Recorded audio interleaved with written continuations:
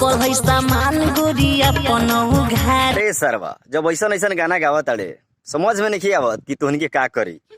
साले का खोपड़ी तोड़ साले का। हाँ ये ठीक कहला एकनी के नु ये सरवा से मारही के चाहिए। तो का हाल बा भाई लोग ठीक बा नु? आशा विश्वास करता ऊपर वाला से कि हमेशा ठीके रहे के चाहिए। भाई ई वीडियो बनावे के एगो मकसद बा, सिर्फ इंटरटेनमेंट के लिए बनता वीडियो, मतलब हंसी मजाक के लिए के दिल पर मत लिया, देखिए और देख के हंस के भुला जाइए।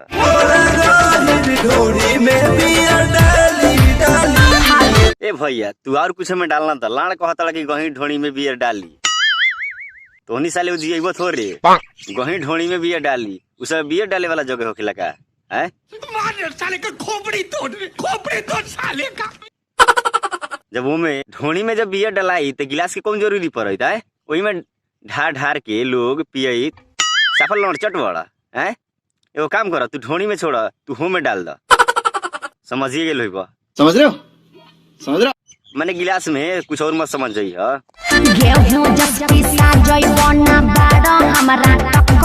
कथी जैसा पिसा जाइबो? ओ गहूं जैसा। ए भौजी कथी में पिसबू हो तनी बतावा ना, हमनियो के मशीन रखले बाड़ू का घरे की पासे में लेके चललू? Oh my God! Wow! कितना लोग बर्बाद भइले बाबू हमरा चक्कर में। हाँ ये तो एगो बात सही कहलू कि कितना लोग बर्बाद हो जाई तो उनके चक्कर में। कुछ हमहू भेल बानी का कहीं साला आते खराब बटे। रहा नहीं जाता, तड़प ही ऐसी है ना।